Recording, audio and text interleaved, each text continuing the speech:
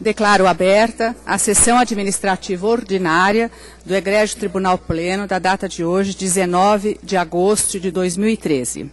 Cumprimento inicialmente... Pois não. Então, retornando... Melhorou? Não? Agora sim? Tá. Então, retomando, eu declaro aberta a sessão administrativa ordinária do Egrégio Tribunal Pleno da data de hoje, 19 de agosto de 2013. Cumprimento inicialmente os juízes e desembargadores que compõem esta plenária, desejando a todos uma excelente sessão.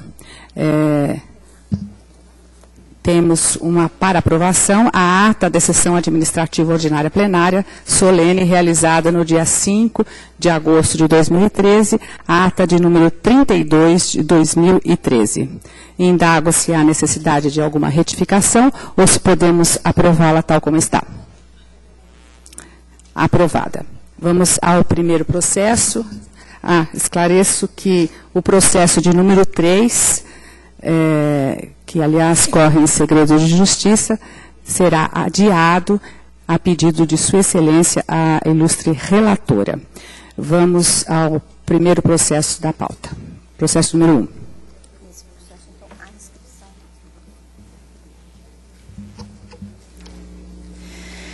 1. É o processo 460641 de 2013.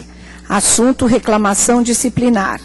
Representante a Corregedoria do Tribunal Regional do Trabalho da 2ª Região. Representado Lúcio Pereira de Souza, juiz titular da 2ª Vara do Trabalho de São Paulo. Está inscrito para a sustentação oral o Dr. Rogério Seguins Martins Júnior, por esse processo. Dispensa a leitura do relatório, doutor? Pois não, com a palavra. Excelentíssima desembargadora presidente dessa egrégia corte, eminentes julgadores hoje aqui presentes, senhoras e senhores. Opinou a eminente corregedora pela instauração do presente processo disciplinar, suscitando hipotética ofensa aos artigos 35, inciso 1, 36, inciso 3 da LOMAN, bem como o artigo 12, inciso 2 e 22 do Código de Ética. A folha 111 destacou-se que o juiz Lúcio não teria agido com prudência. O contexto jurídico aurido, na fase preliminar, revela que o magistrado Lúcio exerceu o sagrado direito de crítica, excludente da antijuridicidade que imuniza sua conduta. Mais ainda, senhores desembargadores, a descrição típica proposta no parecer da eminente corregedora não se amolda ao comportamento tipificado naquela importante peça de acusação. Inexistindo aqui, com todo o respeito, o fenômeno da tipicidade. O fato não se subsume à norma penal descrita. Não há, então, na visão da defesa, eminentes desembargadores, justa causa apta à continuação desse processo. Pondere-se, então, eminentes desembargadores, as duas teses de defesa lançadas na manifestação escrita apresentada à eminente corregedora. Tocante à tipicidade, eminente juiz, é preciso dizer que o artigo 36, inciso 3 da LOMAN, bem como o artigo 12, inciso 2 do Código de Ética, vedam ao magistrado manifestação por qualquer meio de comunicação social e prudência na sua relação com os meios de comunicação social. A manifestação incriminada no parecer da eminente corregedora não se deu em meio de comunicação social. Não foi uma manifestação divulgada à imprensa, a um blog jornalístico ou a qualquer outro meio que possa ter essa conotação. Ela veio ao mundo, eminentes desembargadores, um pedido de providências instaurado contra o próprio juiz. Inocorrendo manifestação em meio de comunicação social, o tipo escolhido no parecer não se integra, havendo, então, o fenômeno da atipicidade da conduta. É caso, portanto, de arquivamento em razão dessa consequência jurídica. Entretanto, eminentes desembargadores, se essa corte entender que aquela manifestação se deu em meio de comunicação social, mesmo assim, o escrito do magistrado estaria albergado pelo artigo 41 da LOMAN, que eu peço venha para ler. Salvo os casos de impropriedade ou excesso de linguagem, o magistrado não pode ser punido ou prejudicado pelas opiniões que manifestar. O firme posicionamento do juiz Lúcio, que eu repito, não foi elaborado, não foi dimensionado, não foi divulgado em qualquer meio de comunicação social, também encontra-se hospedando na própria Magna Carta, que garante a todo cidadão a livre manifestação do pensamento. Dessa garantia democrática se extrai também o direito de crítica. O doutor Lúcio foi firme, é evidente, basta a leitura de seu escrito, mas em nenhum momento quis ofender essa casa, quis ofender a Igreja Corregedoria, ou quis nominalmente tecer uma imputação desairosa contra quem quer que seja. Ousa a defesa divergir, eminentes embargadores, de premissa lançada à folha 110 pelo eminente corregedor. Ali, acentuou-se que, abro aspas, a crítica não foi propriamente uma crítica, mas uma atitude beligerante e ofensiva à corregedoria e ao próprio tribunal, porque o representado não fez a suposta crítica como juiz, pois não se encontrava no contexto da judicatura, mas em face de ato administrativo, sujeito a controle privativo da autoridade corregedora. A manifestação do eminente magistrado Lúcio se deu como juiz, sim, eminentes embargadores, embora ele não estivesse dizendo direito naquela opinião que lançou. Ele fez um juízo crítico a respeito dos critérios de escolha de juízes de primeiro grau para atuarem nessa corte. Portanto, ele também era interligado à crítica que fez, porque ele pretende, obviamente, ir integrando essa corte para se aprimorar e, quem sabe, um dia ocupar uma cadeira dessa casa. Então, havia, sim, relevância na sua manifestação. É preciso ressaltar, por fim, eminentes embargadores, que o doutor Lúcio tem 17 anos de magistratura, vem honrando a população paulista e brasileira, vem honrando esse poder judiciário, jamais se envolveu em qualquer episódio dessa natureza, tem uma conduta proba, limpa, e merece, portanto, ter o direito de criticar. Obviamente, a crítica pode, às vezes, machucar, pode, às vezes, levar a um debate mais acalorado, mas isso não implica em ofensa a essa corte e aos juízes que nela compõem. O magistrado, repito, apenas ressaltou sua preocupação quanto aos critérios de escolha. Somente isso, eminente presidente. Eu agradeço a atenção de Vossa Excelência e a defesa espera que o processo não continue e seja arquivado nessa sessão. Obrigado. Pois não. Com a palavra, a ilustre desembargadora corregedora regional, desembargadora Nélia Lixo. Pois não, senhora presidente.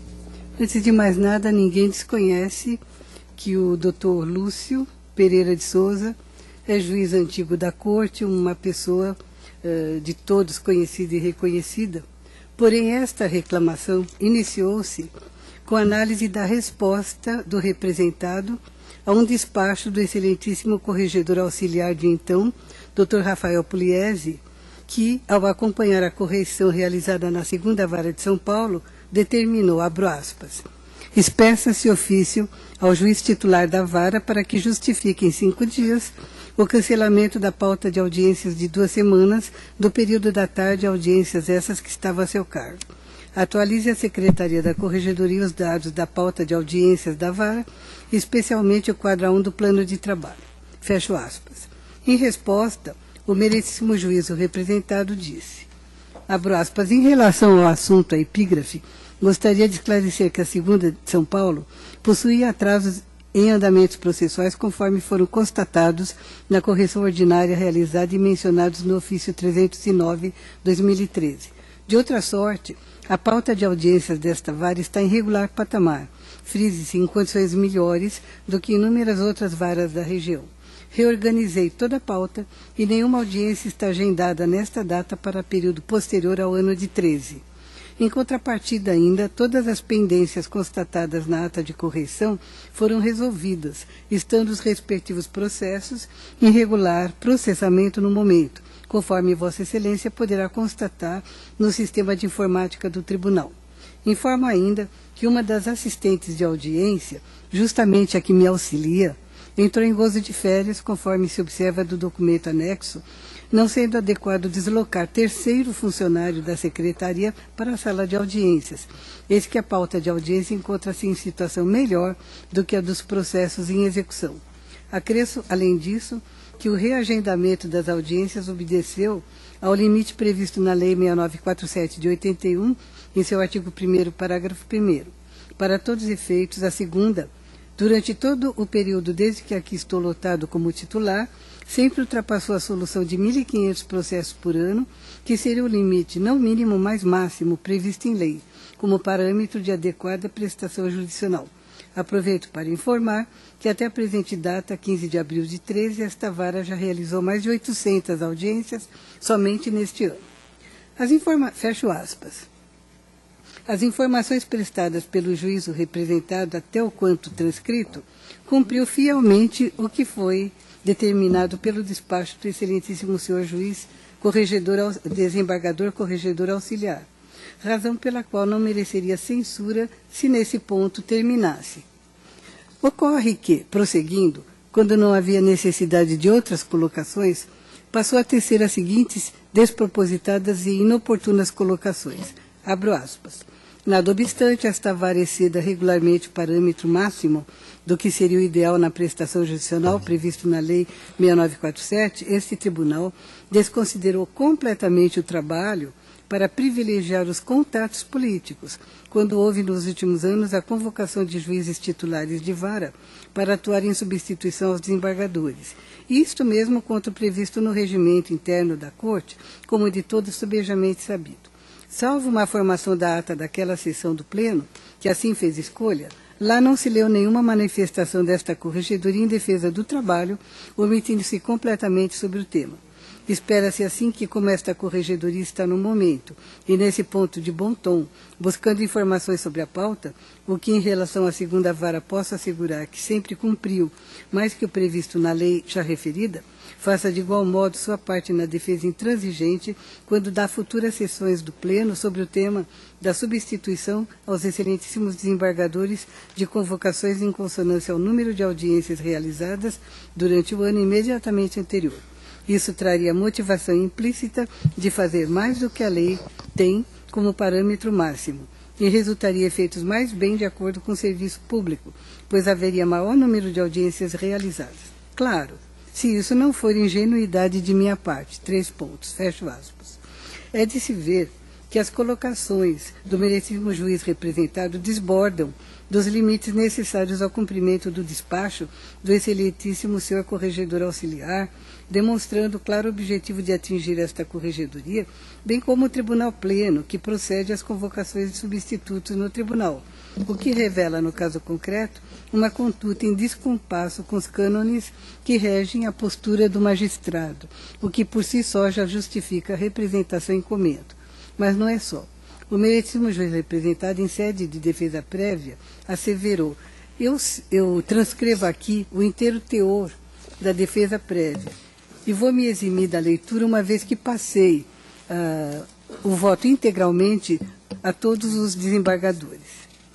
É de se ver que o merecidíssimo magistrado representado ataca a lisura do procedimento utilizado pelo Pleno do Tribunal na escolha de juízes titulares para substituir seus desembargadores, dando a entender, com fina ironia, que referido procedimento privilegia os contatos políticos em detrimento da produtividade do juiz de primeiro grau, comentário, repita-se, desproporcional e inoportuno, além de deselegante.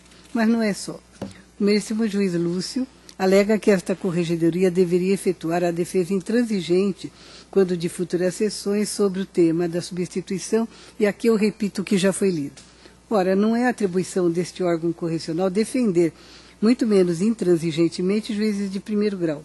incumbindo-lhe isto sim atuar na fiscalização e na cobrança de metas estabelecidas, colocando à disposição de quem possa interessar os dados obtidos, que, diga-se de passagem, podem ser acessados na página eletrônica do Tribunal, o que demonstra também, nesse aspecto, o intuito do representado de atingir também esta corregedoria. Há indicativos suficientes de malferimento dos artigos 35 e 36 da LOMAN, 12.2 e 22 do Código de Ética. Eu reproduzo esses dispositivos legais e vou também me eximir da leitura, uma vez que passei o voto a todos os meritíssimos desembargadores. Também não se sustenta, data vênia, a tese esgrimida pelo juiz representado em sede de defesa prévia, no sentido de que ao merecer magistrado seria vedada tão somente a crítica propalada nos meios de comunicação, assegurando-se-lhe a feitura de crítica nos autos. Com efeito, a previsão legal citada fora eleita para a proteção do juiz no exercício da judicatura. Não foi o caso analisado, uma vez que a crítica não foi propriamente uma crítica, mas uma atitude beligerante e ofensiva à corregedoria e ao próprio tribunal, porque o representado não fez a suposta crítica como juiz, pois não se encontrava no contexto da judicatura, mas em face de ato de administração sujeito a controle privativo da autoridade corregedora. Como se vê, em vez de se submeter serenamente ao ato de controle, legalmente exercido por esta corregedoria, neste caso através do excelentíssimo desembargador corregedor auxiliar, e prestar objetivamente as informações que lhe foram requeridas, o meritíssimo juiz representado, após justificar as falhas constatadas, passou a insultar o tribunal e a corregedoria. De outra banda, a ressalva do artigo 36 da LOMAN não pode ser entendida com a elasticidade pretendida, de modo a tecer críticas à conduta de órgãos de tribunais quando no exercício de suas atribuições específicas. De fato, se no plano jurídico pode o juiz posicionar-se a favor de determinada tese de direito, não obstante posicionamentos contrários, no caso, desde que o faça justificadamente, deve, no entanto, abster-se de tecer comentários desairosos acerca da atuação dos demais órgãos do Poder Judiciário, mesmo na via administrativa. Atente o representado que o juiz é um agente político do Estado com poder de dizer sobre o direito das partes em litígio. Não é um agente isolado, já que inserido num sistema articulado com o qual deve funcionar harmonicamente, devendo evitar atitudes e posturas que possam gerar repercussões negativas no seu meio social. Isto porque o judiciário, por sua inerente hierarquia funcional, maiormente no âmbito administrativo, impõe a observância pelos órgãos inferiores das determinações dos superiores, sem espaço para valoração descontextualizada dos atos destes últimos. O mesmo ocorre na seara judicial, na qual, por exemplo, não se admite sequer a possibilidade de vara do trabalho suscitar conflito de competência em face de tribunal a que está vinculada. Súmula 420 do TST. Veja-se que o tribunal expede carta de ordem para juízo a ele vinculado, que demonstra a natureza imperativa de uma determinação de tribunal dirigida à vara a ele vinculada. Destarte saber-se inserido num sistema é de suma importância para o magistrado, vez que suas decisões não são atos isolados, mas ato de Estado, o qual deve se pautar pela prudência e serenidade, abstendo-se de tecer críticas descontextualizadas a determinações de instância superior. E nem se diga que o fato do magistrado ser, antes de tudo, um ser humano, justificaria a crítica esgrimida pelo juiz representado, maiormente porque atua na condição de magistrado, ainda que exercendo uma atividade administrativa no âmbito restrito de um plano de trabalho. Não. Na hipótese, a crítica, sim, ao Tribunal Pleno, que, a seu ver, não atua corretamente na convocação dos juízes substitutos dos desembargadores, bem como a atuação da corregedoria no momento daquela convocação. Colocações estranhas e desconexas com a matéria tratada no plano de trabalho. Ademais, ainda que se argumente com a existência da garantia constitucional à liberdade de expressão, a verdade é que ainda assim a conduta do meritíssimo juiz representado revela-se merecedora de uma admoestação, na medida em que ele não observou como necessário a prudência que deve nortear os atos de um representante do Estado juiz. O juiz prudente deve cultivar o hábito de firmar juízos racionalmente justificados após meditar e valorar os argumentos pró e contra as pretensões deduzidas em juízo, supondo exercício do juízo de consequência, refletindo sobre o impacto social e político de seus atos e decisões, pois quando se manifesta é a personificação do Estado que representa. Em resumo, a tese defendida pelo representado em nada auxilia a coexistência harmônica dos órgãos judiciários. Ao revés, mostra-se descontextualizada, inoportuna, inadequada e ofensiva. Repita-se, pelo que vislumbro, em tese, infração aos artigos 35.1, 36.2 da LOMAN, 12.2 e 22 ambos do Código de Ética da Magistratura, mormente o preceito que estabelece o requisito de prudência no agir do magistrado. Entende esta corregedoria, pois, que a conduta do magistrado representado deve ser devidamente apurada por meio de processo administrativo disciplinar, no intuito, entre outros, de preservação da hierarquia funcional que sustenta o modelo judicial pátrio. Quanto aos demais pedidos formulados na defesa, de levantamento sobre sua atividade judicante, produção, número de processos recebidos, etc., e critérios de convocação de juízes substitutos no regional, lista de convocados das duas últimas sessões, critérios, lista de antiguidade à época, etc., fica a questão relegada à apreciação do excelentíssimo desembargador relator, caso esta reclamação disciplinar seja acolhida para instauração de processo administrativo disciplinar. Senhora Presidente, então, do exposto, eu determino encaminhamento à dota vice-presidência administrativa, opinando pelo regular processamento da medida, com instauração de processo administrativo disciplinar, aplicando-se ao final ao representado a pena de advertência. É o meu voto. Pois não. Vamos acolher os votos. Desembargador Nazar. Eu acompanho, senhora presidente. Entendo que o procedimento não se justifica, o procedimento do outro magistrado não tem justificativa. Acompanho o voto. Desembargadora Sônia Franzini. Eu também estou acompanhando o voto da senhora corregedora. Desembargador Sérgio Winick. De acordo, senhor presidente. Desembargador Marcelo. Com a relatora. Desembargadora Odete. De acordo. Desembargador Fernando Sampaio. De acordo. Desembargadora Marinês. De acordo. Desembargadora Tânia. De acordo. Desembargadora Rosa Maria Zúcaro. Acompanho, senhor presidente. Desembargadora Ana Maria Contrúcio. Desembargadora Maria Ângela. Acompanho. Desembargador Luiz Edgar. Acompanho, presidente. Desembargadora Mércia. Acompanho. Desembargadora Beatriz.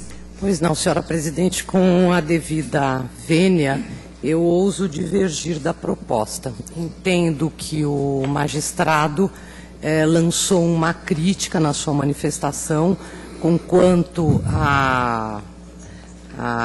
o instrumento, enfim, o documento que ele se utilizou para lançar essa crítica não seja o mais adequado. Não entendo que ele foi desrespeitoso nem em relação à corregedoria, nem em relação ao pleno do tribunal. Observo, do meu ponto de vista pessoal, me recordo, aliás, que essa crítica já tinha sido lançada na lista dos associados da Matra alguns anos atrás. Pessoalmente, acho que a crítica lançada por ele não é de todo despropositada. Nós há anos estamos tentando nos valer de critério puramente objetivo para a convocação de juízes e sabemos que as coisas não funcionam com esta objetividade, que existe ainda uma carga de subjetividade nas escolhas, fazendo questão de registrar que Vossa Excelência, presidente do Tribunal, no último encaminhamento das convocações, impôs e determinou a observância dos novos, não só do regimento, mas também dos novos regramentos que vieram do CNJ. Não vejo na manifestação do juiz Lúcio Pereira ato de insubordinação, ato de desrespeito. Ele fez uma crítica, e não importa se ele fez a crítica em sede de um processo administrativo, a LOMAN assegura ao magistrado o direito de lançar críticas e de não ser punido por isso e nem pelos votos que proferir. Então, com a devida vênia do voto da ilustre corregedora, eu entendo que não deva ser aberto processo administrativo por essa razão, é como voto. Pois não. Desembargador Luiz Vidigal. Senhor presidente, com relação a este procedimento, eu voto com a relatora. Desembargador Luiz Carlos Norberto. Com a divergência. Com a divergência. Desembargador Eduardo de Azevedo Silva. Com a relatora. Desembargador Fogaça. Com a relatora. Desembargador Rafael. Declaro-me suspeito por motivo íntimo.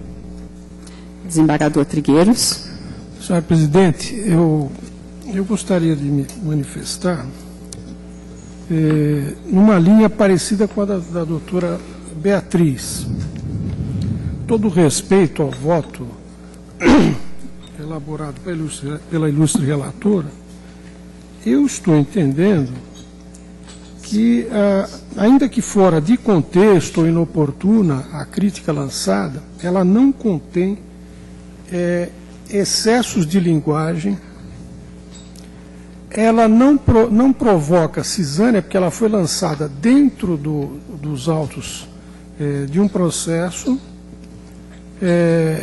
interno do tribunal, não há notícia externa, eu considero que o doutor Lúcio, ele exerceu o direito de produzir uma crítica, ainda que, de certa forma, fora de contexto ou inoportuno. E o direito de exercer a crítica tem previsão constitucional, previsão na LOMAN, de sorte que não há nenhuma razão. Eu só faria um reparo. Essa impressão do juiz Lúcio de que há alguma falta de critério nas convocações, de que haveria algum subjetivismo e tal, eu faria um reparo. Essa crítica, na verdade, nem procederia, porque na última sessão que nós discutimos as convocações, o doutor Lúcio foi incluído.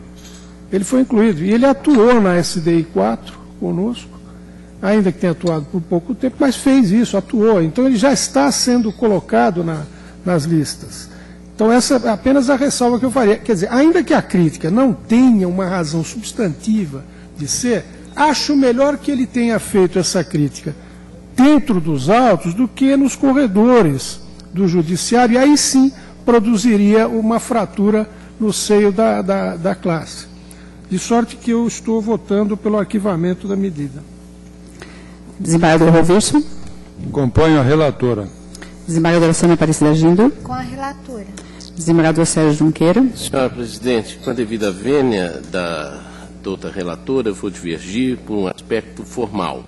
Eu entendo que quando voto no penúltimo parágrafo diz, quanto aos demais pedidos formulados na defesa, de levantamento sobre sua atividade judicante, produção, número de processos recebidos, etc., e sobre os critérios de convocação de juízes substitutos nesse regional, lista dos convocados das últimas sessões, critérios, listas de antiguidade, a época, etc., fica a questão relegada à apreciação do excelentíssimo senhor desembargador relator, caso esta reclamação disciplinar seja acolhida para a instauração do processo administrativo disciplinar. Entendo que aqui se fere o artigo 93 da Constituição, uma vez que desfundamentado o voto quanto a um pedido formulado na defesa.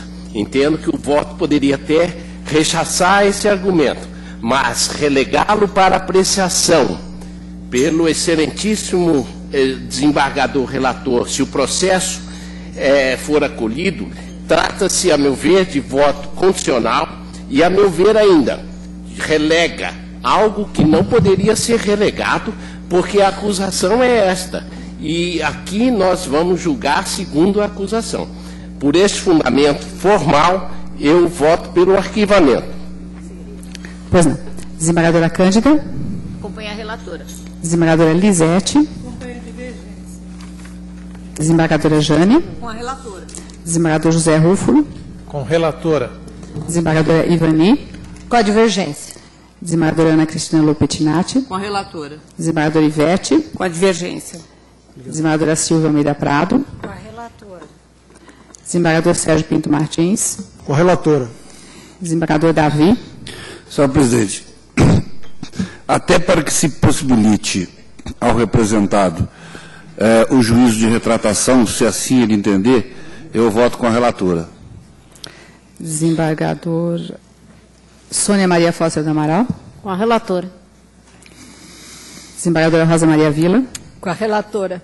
Desembargador Jomar. Com a relatora. Desembargadora Maria Cristina Fisch. Com a divergência. Desembargadora Magda. Com a divergência. Desembargador Carlos Uzek. Com a divergência, senhor presidente. Desembargador Salvador. Com a divergência. Desembargador Oliveira Malhadas. Senhora Presidente, os argumentos lançados em plenário, divergindo da senhora corregedora, acabaram me convencendo. Apesar de totalmente descabida, deslocada, não passou mesmo de crítica, sem essas consequências, pelo arquivamento também. Desembargadora Dores. Com a relatora. Desembargadora Vilma Gomes. Com a relatora. Desembargadora Leila. Com a divergência. Desembargadora Maria Inês Reis Soriano. Com a divergência. Desembargadora Regina Maria Vasconcelos. Com a divergência.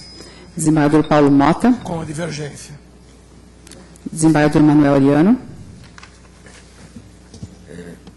Senhora Presidente, a leitura que fiz, em que pese considerar um tanto quanto exageradas a posição do magistrado, eu não consigo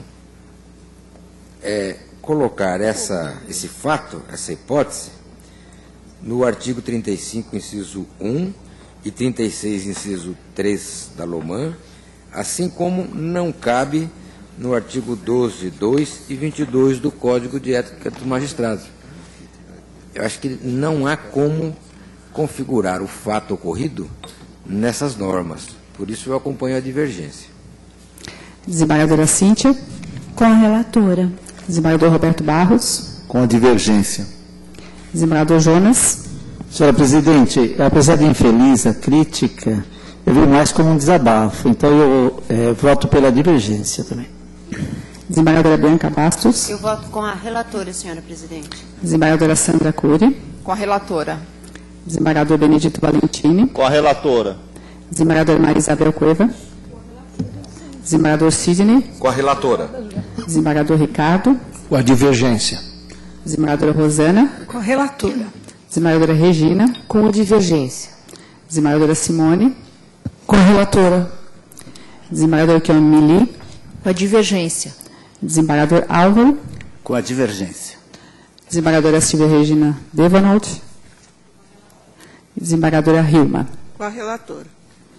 Pois não, vamos à contagem. Senhora Presidente. Pois não. Eu não fui constada com relação ao voto. De fato não foi mesmo, mas é que estava constando aqui que a senhora estava em férias, perdão. Com a relatora. Com a relatora. Obrigada.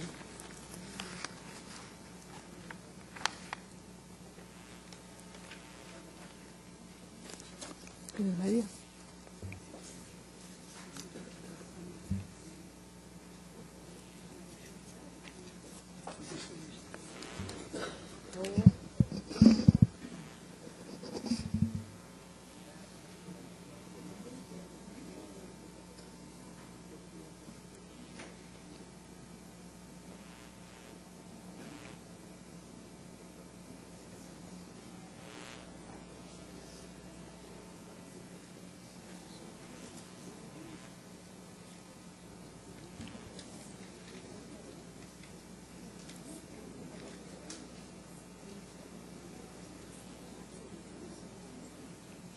Pelo procedimento.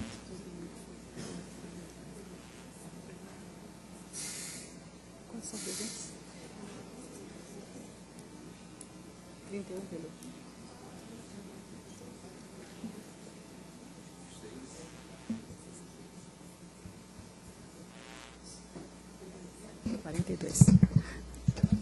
Tá.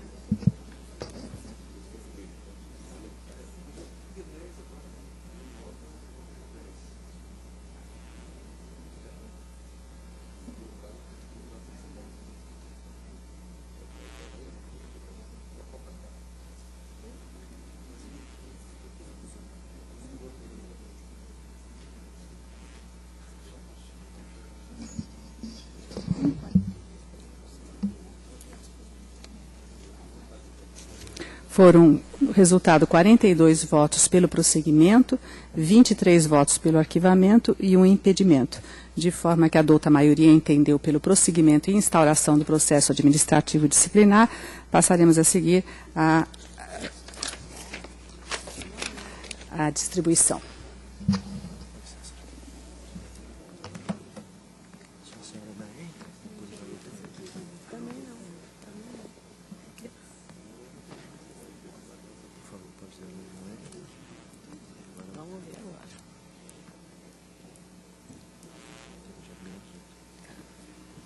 Sorteada a ilustre desembargadora Jane Granzotto Torres da Silva. Quem? Doutora Jane. Ah. Relatora oficial.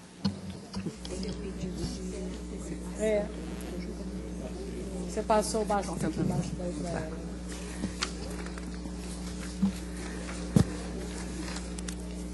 Daremos preferência agora a pedido do ilustre das partes, o processo que está no Extra Pauta 2, que é o processo de retorno de vista regimental.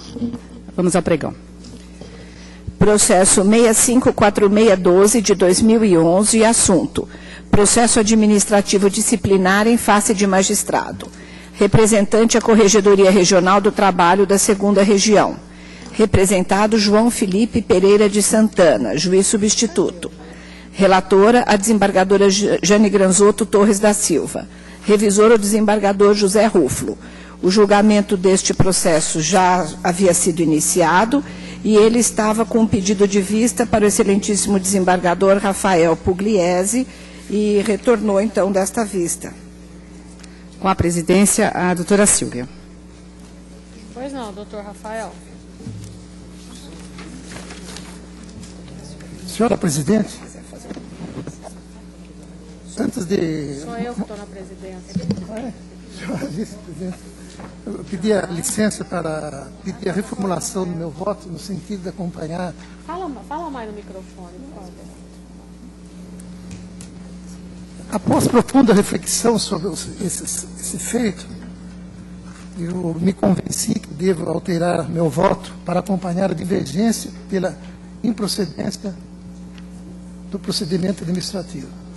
Ok, está anotado. Doutor Rafael? Senhora presidente, eu fiquei com vista desse processo. Tenho aqui na minha mão o meu voto redigido em 18 páginas. No entanto, fatos posteriores ao meu pedido de vista e posteriores à elaboração desse voto me levam a invocar a minha suspeição por motivo de foro íntimo. Ok, então não tem mais ninguém para votar. A proclamação. Só um minuto, eu tenho que anotar isso.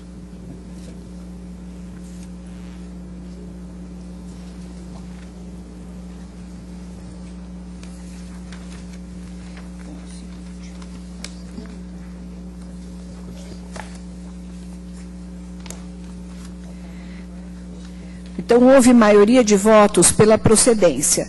No entanto, o total dos votos, nesse sentido, não preenchem o quórum exigido pelo regimento, não atinge o quórum, de forma que não há como aplicar a penalidade. Eu vou... A senhora quer que repita todos os votos, doutora? Alguém quer ouvir ou não há necessidade? Eu só queria verificar se está constando o meu impedimento, porque eu não acompanhei, eu estava em férias quando iniciou o julgamento, então não há. Então, doutora, aqui, na verdade não está registrado o voto da senhora, aqueles que estavam em férias, então não votaram, e aí vão constar como abstenção pelo artigo 99, porque não ouviram os debates. Os que estão presentes hoje e não votaram naquela ocasião. Perfeito. Eu posso repetir quem votou, se houver necessidade. Não. Acho que não há necessidade, não. Doutor Nazar? Acho que não. Acho que não, doutor. Acho que o senhor estava ausente. Eu acho que não.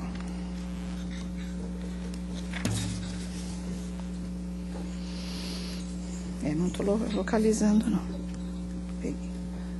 Votou, doutor. Perdão, localizei aqui. O senhor votou pela procedência e aplicação de pena de advertência. Mais alguém?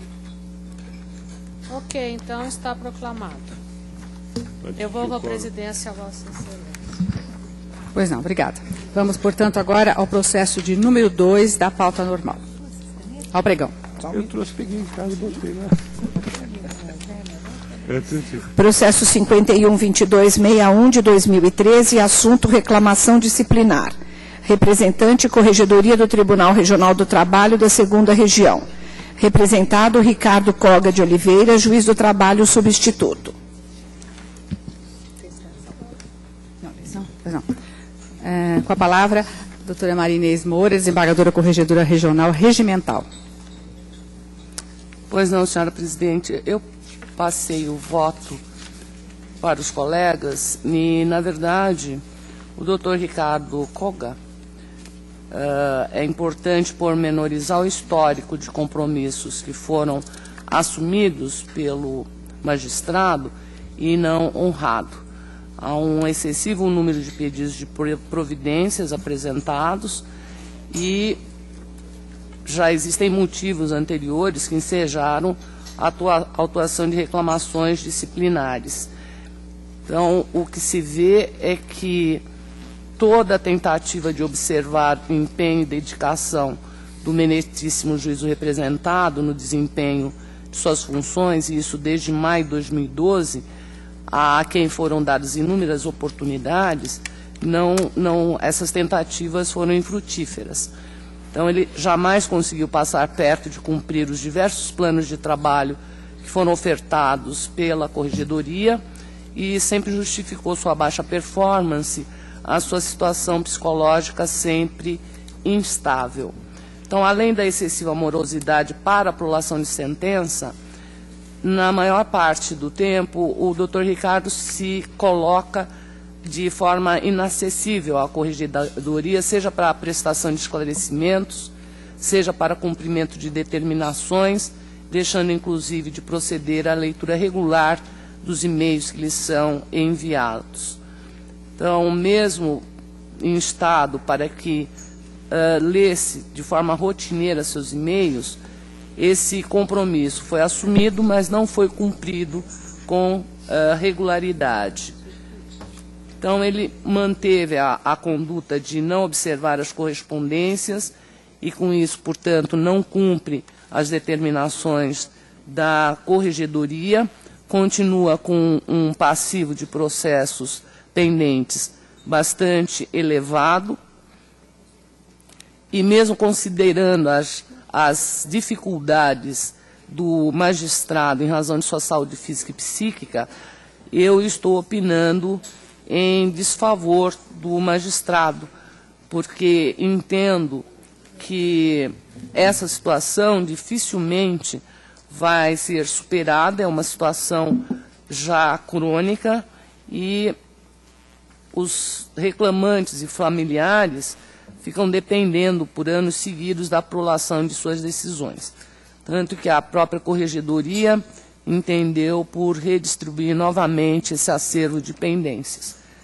Então, eu estou opinando para o regular processamento da medida, aplicando ao representado afinal a pena de censura, que eu entendo ser a concetânea com esta conduta. Como voto, senhora presidente? Pois não. Eu vou fazer uma prévia. Alguém irá divergir? Pois não. Desembargador Sérgio?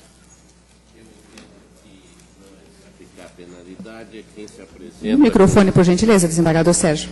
Eu entendo de não aplicar penalidade a quem encontra-se doente e com dificuldades, e entendo que a Corregedoria deve colocar à disposição, redistribuindo e auxiliando este juiz. É o meu ponto de vista, já externado em outra oportunidade. Pois não. Desembargador Rafael? Senhora presidente, as disposições sancionadoras de conduta têm por propósito inibir que a conduta ocorra ou incentivar que se vença a recalcitrância. A situação desse colega parece estar muito adiante das possibilidades de reversão mediante de uma sanção de conduta. A portaria CR 4 da Corregedoria, de junho deste ano, redistribuiu processos do Dr. Ricardo Coga com sentenças pendentes anteriores a janeiro deste ano. Redistribuiu 172 processos pendentes de decisão em junho deste ano. 172. Esses 172 processos, alguns deles que envolviam atraso de mais de 2 anos de atraso, foram atribuídos aos juízes substitutos do auxílio da Corregedoria, com prazo de 30 dias para proferição de sentença. O que não se fez com atrasos de mais de 2 anos, se determinou que outros juízes fizessem dentro de 30 dias. Apesar disto, no dia 9, deixa eu achar aqui o dado, no dia 9 de agosto, foi o dia que eu fiz a pesquisa, o doutor Ricardo Koga apresenta 308 processos pendentes de decisão. 308 excluídos já aqueles 172 que foram redistribuídos, que se somados daria 413 processos.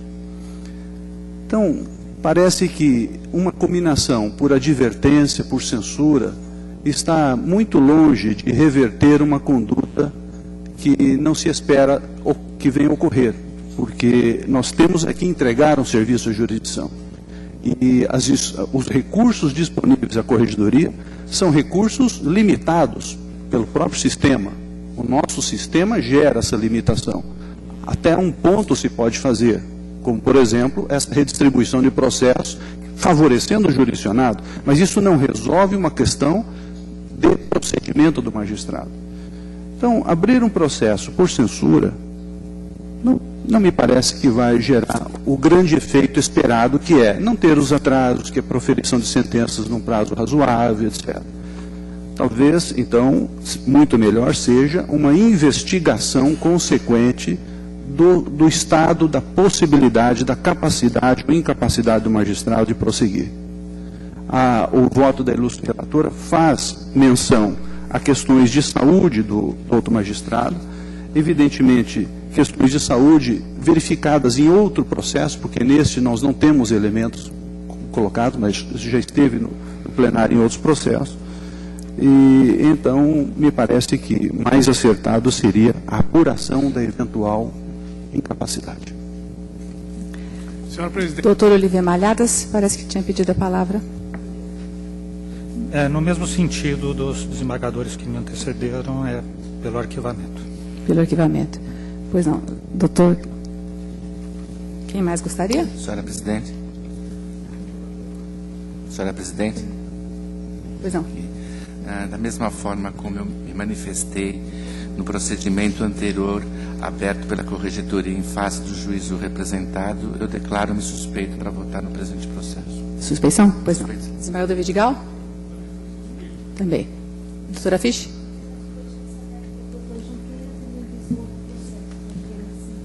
Pois não. Senhora presidente. Ninguém mais? Parece que então teve que colher os votos um por um. Pensei que não haveria. Vamos começar a colher os votos. Começamos. Doutora Tânia? Desembargadora Tânia? Desembargadora Rosa Maria Zúcaro? Eu acompanho a relatoria. Desembargadora Ana Maria Contrucci? Desembargadora Maria Ângela? Relatora. Desembargador Luiz Edgar? Presidente, eu vou fazer um pequeno voto alternativo na defesa de um ponto de vista que sempre tive aqui no Pleno, de que a censura pressupõe uma punição anterior de advertência. A censura é a dupla advertência. Como existe um processo ainda pendente, onde se apura a advertência, eu votaria pela suspensão deste processo até o julgamento deste, para se saber se de fato ele vai ser advertido ou não no outro processo para receber a censura aqui. Então, o meu voto é, em princípio, suspender este processo até o julgamento do processo de advertência mencionado no voto. Vencido, acompanho a relatora. Pois não. Desembargadora Mércia? Com a relatora. Desembargadora Beatriz? Com a relatora. Desembargador Vidigal já se deu por insuspeito, né? Suspeita. Desembargador Norberto também. Desembargador Eduardo. Com a relatora. Desembargador Fogaça. Com a relatora.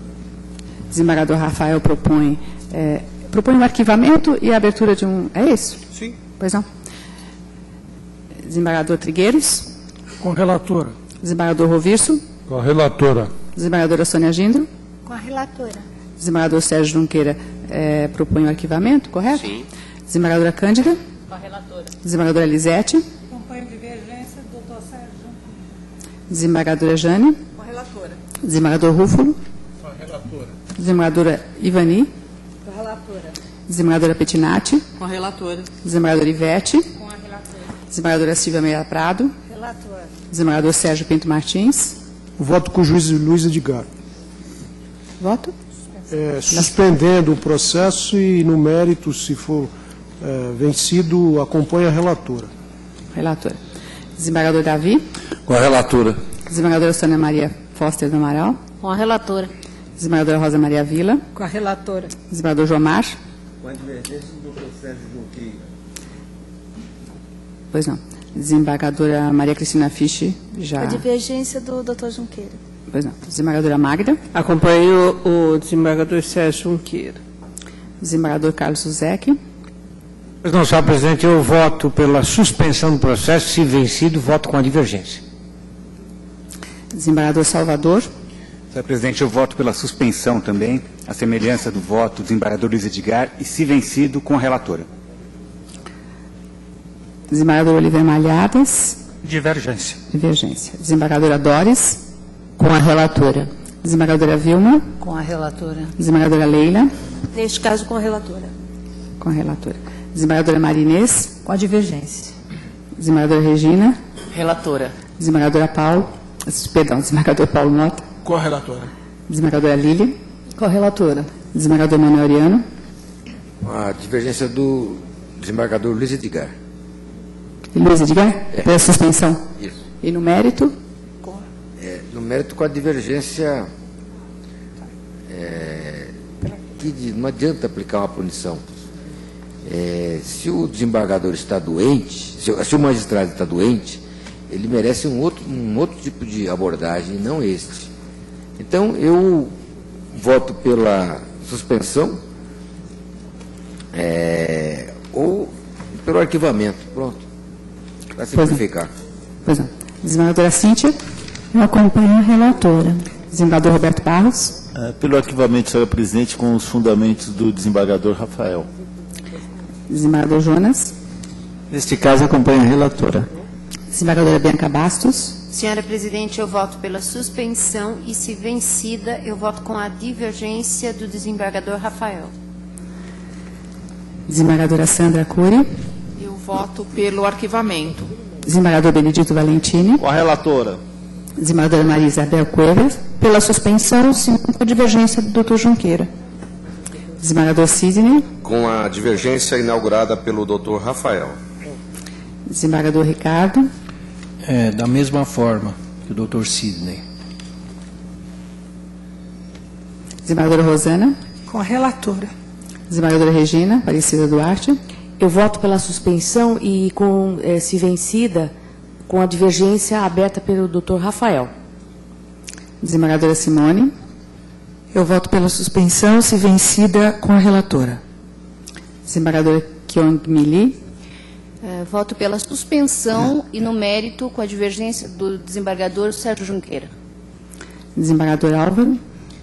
Eu voto pela suspensão também, e se vencido, eu penso que as disposições, a divergência do Dr. Rafael com a do Dr. Sérgio Junqueira sejam muito semelhantes. Então, penso que seja com o Dr. Rafael em primeiro lugar, na minha divergência. Está acompanhando? Pois não. Eu acompanho o relator. Pois não. Desembargadora Silvia Regina. Eu voto com a relatora. Desembargadora Hilma. Com a relatora. Desembargadora Nélia. Com a relatora. Desembargador Nelson Nazar. Relator. Desembargadora Sônia Franzini. Relatora. Desembargador Sérgio Vinick. Com a relatora, senhora presidente. Desembargador Marcelo. Com a relatora. Desembargador Odete. Relatora. Desembargador Fernando. Com a relatora. Colhemos, né? Vamos à contagem.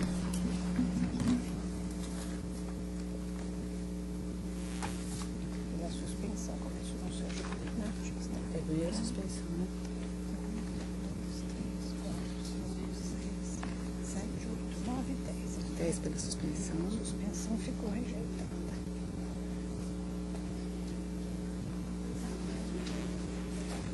Bom, daí, vamos lá. Prosseguimento. 1, 2, 3, 4, 5, 6, 7, 8, 9, 10, 11, 12, 13, 14, 15, 16, 17,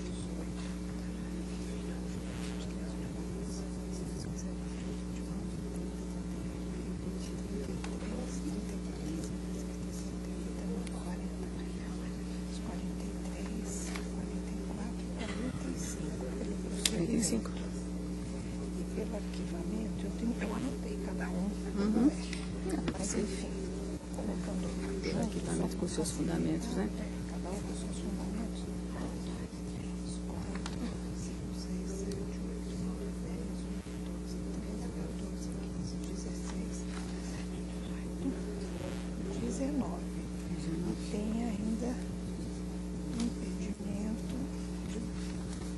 do doutor Vidigal e do doutor Norberto. Vidigal e Norberto? Os dois que se deram por impedidos. Então tá certo, tá bem. Bem, a tese da suspensão obteve 10 votos, de forma que foi superada. Passamos ao mérito. Conseguimos 45 votos pelo prosseguimento, 19 votos pelo arquivamento e 2 impedimentos, de forma que a tese vencedora é no sentido de dar prosseguimento. Faremos, portanto, agora a distribuição.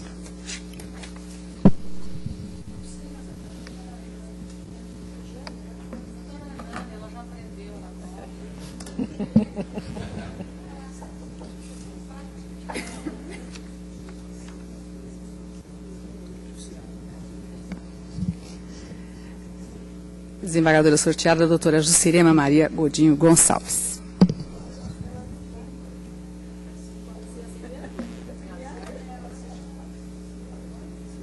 Infelizmente, é assim.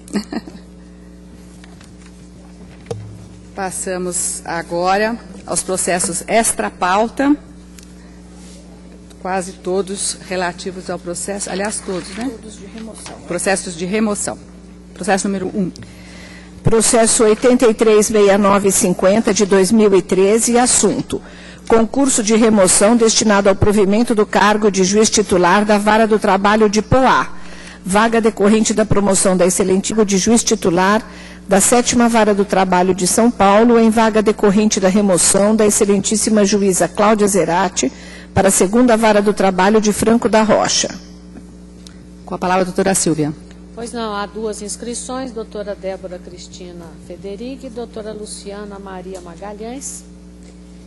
Eu proponho que a doutora Débora Cristina Rios Fittipaldi Federighi, a mais antiga, seja removida por cargo de juíza titular da 7ª Vara do Trabalho de São Paulo. Há, hoje, 30 processos aguardando julgamento. O processo mais antigo é de 15 de julho de 2013, os demais do corrente mês. Alguma divergência?